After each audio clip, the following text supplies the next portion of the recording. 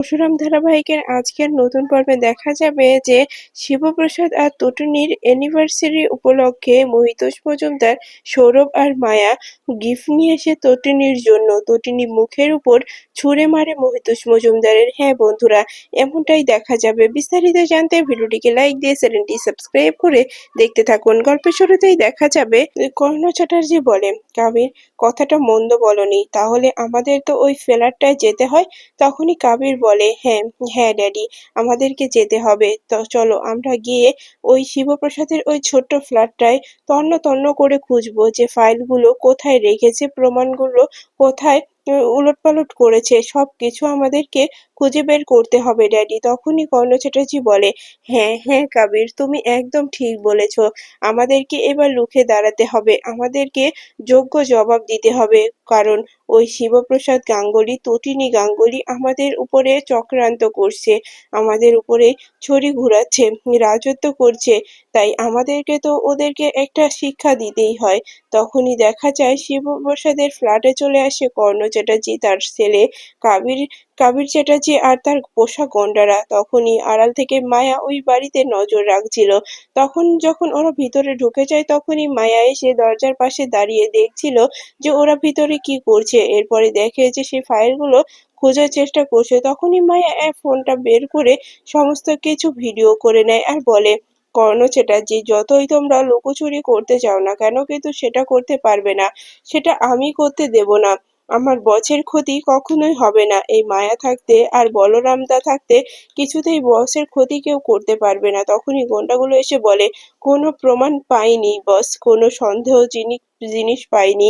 তখনই কর্ণ চ্যাটার্জি বলে, তাহলে গেল কোথায়? ওরা ওই ফাইলগুলো কোথায় রেখেছে? কাবির, কাবির কোথায় তুমি? কাবির, কিছু পেয়েছো? তখনই কাবির বলে, না ড্যাডি, আমিও কিছু পাইনি। আসলে ওরা এখানে কিছু রাখেইনি, তাহলে পাবো কোথা থেকে বলো? তখনই কর্ণ চ্যাটার্জি বলে, তাহলে ওরা কোথায় রেখেছে? কেন এমনটা হচ্ছে আমি কিচ্ছু বুঝতে পারছি না কাবির।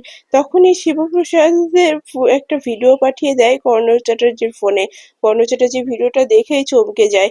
তখনই শিবপ্রসাদ ফোন করে আর বলে, কি হলো মিস্টার কর্ণ চ্যাটার্জি, ভিডিওটা দেখে কি চমকে গিয়েছেন? আমি এতদিন জানতাম আপনি একজন অপরাধী, আপনি শুধু অপরাধ করেন, কিন্তু আজকে দেখলাম আপনি একটা ছেঁচড়া চোর। আপনি ছেঁচড়ামি করে আমার বাড়িতে চুরি করতে ঢুকেছেন। এটা যদি আমি যদি সোশ্যাল মিডিয়ায় ভাইরাল করে দিই, তখন আপনার সম্মান কোথায় গিয়ে দাঁড়াবে আপনি কি বুঝতে পারছেন মিস্টার কর্ণ চ্যাটার্জি? তখনই কর্ণ চ্যাটার্জি বলে, শিবপ্রসাদ, সাহস বেশি হয়ে গেছে, যত বড় মুখ নয় তত বড় কথা।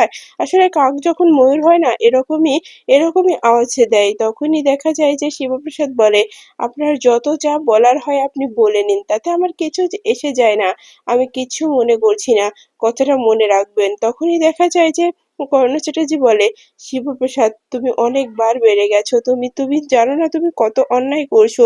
তখনই শিবপ্রসাদ বলে, আমি কোনো অন্যায় করিনি, আমি যা সত্যি তাই করছি, আমি সততা নিয়ে কাজ করছি। আপনি কি কি ভেবেছেন আমি আমি ওখানে চাকরি ছেড়ে দিয়ে চলে এসেছি? আমি রেজাল্ট লেটার দিয়েছি বলে আমি সবকিছু ছেড়ে দিয়েছি। এখনো কিন্তু আমার কাছে গানটি আছে, আমি চাইলে কিন্তু সেটা ব্যবহার করতে পারি, ঠিক ব্যবহার করতে পারি। কিন্তু কিন্তু আমি এখন করতে চাইছি না। ওই বন্ধুকে এখনো ছটা বুলেট লাগানো আছে, এক এক করে যদি ছাড়তে থাকি না, তাহলে মিস্টার কর্ণ চ্যাটার্জি আপনারা কেউ বাঁচবেন না, কথাটা মাথায় রাখবেন। তখনই কর্ণ চ্যাটার্জি বলে, তোমার এত বড় সাহস, সামনে এসো, দেখো আমি তোমার কি হাল করি। তুমি দুদিন কোম্পানিতে ঢুকতে না ঢুকতেই তুমি কি শুরু করেছো। তখনই শিবপ্রসাদ বলে, আমি আমার ফ্যাক্টরি কিভাবে চালাবো, কি করব কি না করব, সেটাকে আপনি আমাকে দেখিয়ে দেবেন বা বুঝিয়ে দেবেন? আমি আপনার কথা শুনতে চাইছি না, শুনতে পারবো না, বুঝতে পেরেছেন আপনি? তখনই দেখা যায় কর্ণ চ্যাটার্জি বলে মনে মনে, এই শিবপ্রসাদের ডানাটা চেটতে হবে। ওই প্রকার যখন যখন মরার সময় হয় তখন তারা উড়ে বেড়ায়, যখন তখন ডানাটা ছিটেই তারা মারা যায়। ঠিক শিবপ্রসাদের এমন হাল করতে হবে, শিবপ্রসাদকে এবার মেরে ফেলতেই হবে। শিবপ্রসাদ অনেকবার বেড়ে গেছে, সে কর্ণ চ্যাটার্জির মুখে মুখে টক্কর দিচ্ছে, কর্ণ চ্যাটার্জির সঙ্গে লাগতে আসছে। কর্ণ চ্যাটার্জি তো কিছুতেই এগুলো মেনে নেবে না। কর্ণ চ্যাটার্জি কি কি জিনিস সেটা শিবপ্রসাদ এখনো আন্দাজ করতে পারেনি। এবার শিবপ্রসাদকে আমি বুঝিয়ে দেব কর্ণ চ্যাটার্জির সঙ্গে রাখতে এলে কি পরিণাম ভয়ানক রূপ আসে কর্ণ চ্যাটার্জির। তখনই ফোনটা কেটে দিয়ে বলে, কাবির এখানে কিচ্ছুটি নেই, কিন্তু ভিডিওটা করলো কে? করলো কে? যে হোক করেছে, এই দরজার পাশ থেকে ভিডিওটা করেছে, আমি দেখে যা বুঝলাম। কে ভিডিওটা করলো? কে আমাদের ফলো করেছিল? এই শিবপ্রসাদ কি সত্যিই চাকরিটা সেরে এসেছে? সে স্পেশাল ব্রাঞ্চ থেকে চলে এসেছে? কিন্তু ওর ব্যবহার, ওর চলাফেরা আমার কাছে সন্দেহজনক মনে হচ্ছে। শিবপ্রসাদ এতটা সহজে সবকিছু মেনে নেবে না। ও রুখে দাঁড়াবেই। ও রুখে দাঁড়ানোর জন্যই এই সবকিছু করছে। আমি খুব ভালো করেই জানি। তখনই দেখা যায় কাবির বলে, তাহলে ড্যাডি এখন কি করবে? এখানে দাঁড়িয়ে থাকবে, না এখান থেকে চলে যাবে ড্যাডি? তখনই দেখা যায় তখনই কর্ণ চ্যাটার্জি বলে, এখানে দাঁড়িয়ে থেকে কোনো লাভ নেই, আমাদেরকে এখন চলে যেতে হবে। অন্যদিকে শিবপ্রসাদ বলে যে, যতই তুমি ওড়ো না কেন মিস্টার কর্ণ চ্যাটার্জি, কিচ্ছু করতে পারবে না। তোমার খেলা এই অবধি ছিল, এবার চালটা আমি দেব। অন্যদিকে দেখা যায় যে ভোর ভোর সকাল উঠে যায় তটিনী, আর বাচ্চাকে রেডি করে নিয়ে নিচে নেমে আসে। তখনই লাড্ডু বলে, মামি আমরা কি ওই বড় গাড়িতে করে যাব? ওই যে দাদুর যে গাড়িগুলো আছে ওর মধ্যে থেকে একটা বড় গাড়িতে যাব, ঠান্ডা এচিওয়ালা গাড়িতে যাব? তখনই তটিনী বলে, না লাড্ডু, আমরা আগে যেরকম যাতায়াত করতাম বাসে, অটোয়, টোটোয় এইসবে, এখনো ঠিক তাই করব। আমরা আমরা দাদুর গাড়িতে যাওয়া আসা করবো না, এতে অভ্যাস খারাপ হয়ে যাবে বাবা। আমরা আগে যেভাবে চলতাম এখনো ঠিক সেভাবেই চলবো। তখনই ত্রিপর্ণা এসে অপমান শুরু করে দেয় তটিনীকে। তখনই তটিনী বলে, কি হচ্ছে? কি হচ্ছে কাকিমুনি, তুমি এরকম কেন কথা বলছো? তখনই ত্রিপর্ণা বলে, ঠিকই তো বলেছি, এবাড়ির মাথায় বসেছে শিবপ্রসাদ, আর তার বাচ্চারা তো এটুকু আশা করবেই গাড়িতে চড়ার। আসলে এরকম অভ্যাস তো ছিল না। তোদের তো অভ্যাস ছিল ওই বাসে, টোটোতে করে যাতায়াত করা। তখনই তটিনী বলে, কাকিমুনি আমি কিভাবে বড় হয়েছি সেটা তুমি জানো, আর আমি আমার বাচ্চাদেরকে আমি আমি অন্যরকম মানুষ করেছি। তাদের কোনো সুযোগ সুবিধা বিলাসিতা এটার মধ্যে আনতে চাইনি। ওরা কষ্ট করে বড় হবে, ভবিষ্যতে সেই কষ্টটা দেখে ওরা বড় কিছু হবে। তখনই ত্রিপর্ণা বলে, সবকিছু শুধু মুখে মুখেই তুই বলিস, কাজের কাম কিচ্ছু করতে পারিস না। তখনই তটিনী বলে, কাকিমণি তুমি কিন্তু এক পর্যায়ে আমাদের অপমান করছো, এভাবে কিন্তু অপমান করতে পারো না কাকিমণি। তখনই ত্রিপর্ণা বলে, এখানে অপমান কি হলো? আমি যা সত্যি তাই তো বলছি। তোর বর তো এই মুখার্জি বাড়ির অফিসের মাথায় বসেছে, সে কি সিইও হয়েছে।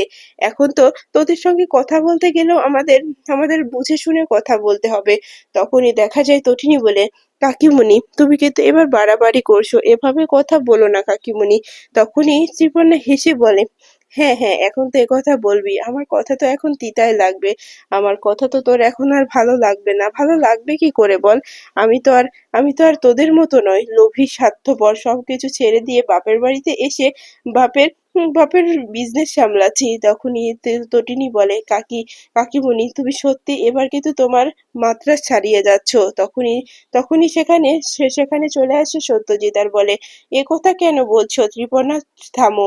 আমার মেয়ে আমার জামাইকে আমি এই বাড়িতে থাকতে বলেছি, আমি চাকরি দিয়েছি, আমি ঝিউ বানিয়েছি আমার জামাইকে। তাই তুমি এভাবে আমার মেয়ে জামাইকে অপমান করতে পারো না ত্রিপর্ণা। তখনই ত্রিপর্ণা বলে, হ্যাঁ দাদা, এখন তো আমরা কোনো কথা বলতে গেলে আপনার কাছে মনে হবে আমরা আপনার মেয়ে জামাইকে অপমান করছি, কিন্তু এটা তো সত্যি নয় দাদা। আমরা তো আপনার মেয়ে জামাইকে অপমান করছি না। সেই সময়ই মহিতোষ মজুমদার দরজার সামনে এসে বলে, আমি আসতে পারি? মহিতোষ মজুমদার দেখে সবাই চমকে যায়। আর তখনই দেখা যায় যে তখনই সত্যজিৎ বলে যে, হ্যাঁ হ্যাঁ আসুন, আসুন, আপনারা ওখানে দাঁড়িয়ে আছেন কেন? ভিতরে আসুন, কি কি হয়েছে বলুন তো? তখনই ত্রিপর্ণা বলে, হ্যাঁ মিস্টার মহিতোষ মজুমদার, যে কি হয়েছে? কি মনে করে আসলেন এ বাড়িতে? তখনই সৌরভ বলে, হ্যাঁ আসতে তো হতোই, এখানে তটিনী গাঙ্গুলি থাকে, শিবপ্রসাদ গাঙ্গুলি থাকে, তাই তাদের সঙ্গে দেখা করতে তো আমাদের আসতেই হবে।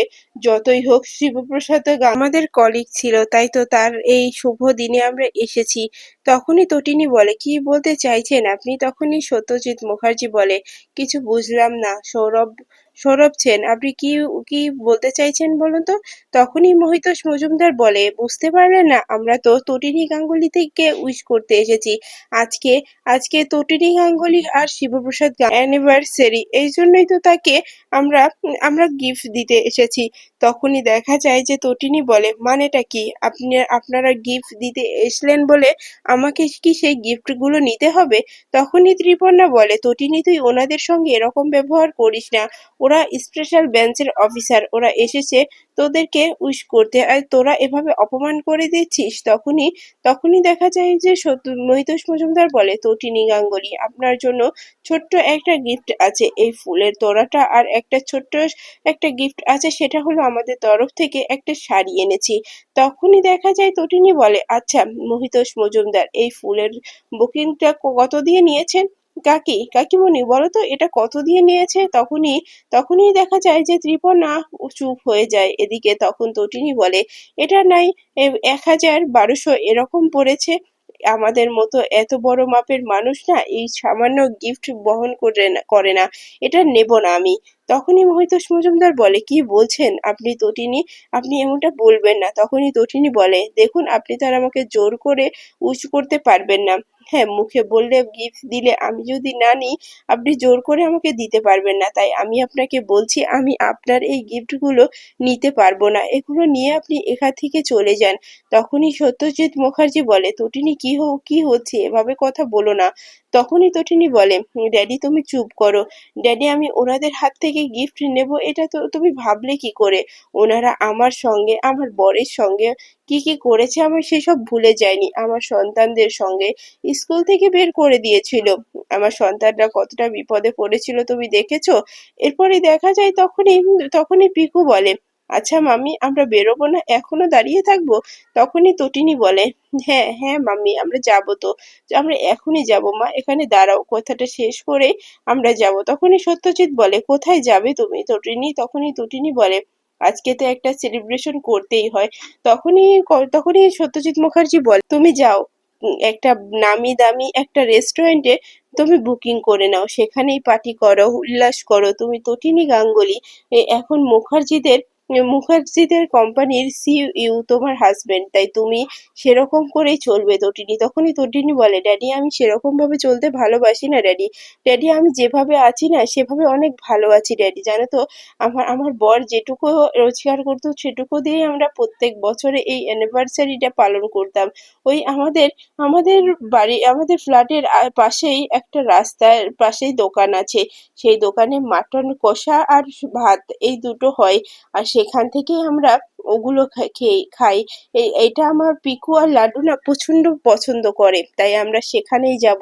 তখনই দেখা যায় যে তখনই ত্রিপর্ণা বলে, সেই সামান্য ওই হোটেলে যাবে?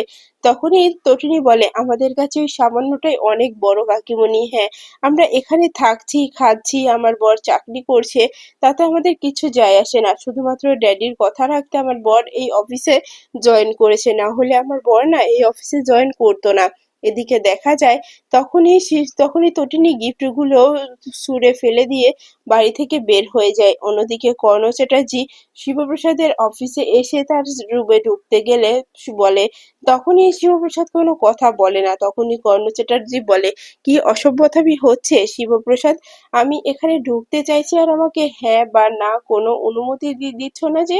আমি যে এখানে এসেছি তুমি দেখছি যে তোমার চোখেই পড়ছে না। তখনই দেখা যায় শিবপ্রসাদ তবুও কোনো কথা বলে না। তখনই কাবির বলে, ড্যাডি যে কথাটা বলতে এসেছো সেটা বলো না, এত বাড়তি কথা বলো না। তখনই দেখা যায় যে কর্ণ চ্যাটার্জি বলে, কাবির এখানে বসো। যখনই কর্ণ চ্যাটার্জি আর কাবির বসতে যাবে তখনই পিছন থেকে চেয়ারগুলো লাথি দিয়ে ফেলে দেয় শিবপ্রসাদ, আর বলে, আমার সামনে আপনাদের বসার সাহস হয় কি করে? আপনারা বুঝতে পারছেন আমি কে? তখনই কর্ণ চ্যাটার্জি বলে, এই যে ছোট লোকের বাচ্চা, এভাবে কথা বলবে না। তখনই শিবপ্রসাদ বলে, এই ছোট লোকের বাচ্চা বলে আমাকে গালি দেবেন না। এখন ভুলে যাচ্ছেন আমি কোথায় দাঁড়িয়ে আছি আর আপনি কোথায় দাঁড়িয়ে আছেন, তাই সেই সবকিছু সবকিছু মনে রেখে আমার সঙ্গে কথা বলুন, তার জন্য আপনার ভালো হবে। তখনই কর্ণ চ্যাটার্জি বলে, তোমার সাহস কি করে হয়? তুমি আমাকে আর আমার ছেলেকে ফেলে দিয়েছো? তখনই শিবপ্রসাদ বলে, আমি কখন ফেলে দিলাম? আপনি আর আপনার সন্তান তো নিজে থেকেই পড়ে গেলেন। চেয়ারটা সরে গিয়ে আপনারা নিচে পড়ে গেলেন। এতে আমার কি দোষ আছে? ঠিকমতো বসতেও শেখেননি। তখনই কাবির বলে, এই যে মিস্টার মিস্টার আপনি কিন্তু খুব অন্যায় করছেন। আমার ড্যাডির সঙ্গে এভাবে কথা বলতে পারেন না। তখনই দেখা যায় যে শিবপ্রসাদ বলে, কাবির কাবির চ্যাটার্জি চুপ করে থাকুন, সেটাই আপনার জন্য ভালো হবে। আপনার সঙ্গে আমি এই কিছু করছি না শুধুমাত্র আরাধ্যার জন্য। আরাধ্যা ভালোবাসে তোমাকে, তাই আমি চাই না যে আরাধ্যার চোখে জল আসুক। কিন্তু মিস্টার কর্ণ চ্যাটার্জি, আপনি ভুলে যাচ্ছেন আপনি কার সামনে দাঁড়িয়ে কথা বলছেন। আপনি ভুলে যাচ্ছেন আমার কাছে প্রত্যেকটা পদক্ষেপের জন্য প্রমাণ জোগাড় করে নিয়েছি। এবার কিন্তু আপনাকে জেলে ভরতে আমার বেশি সময় লাগবে না। তখনই কর্ণ চ্যাটার্জি বলে, তুমি কিন্তু এখন আর সেই স্পেশাল বেঞ্চের অফিসে নেই। তখনই শিবপ্রসাদ বলে, সেটা সময়ই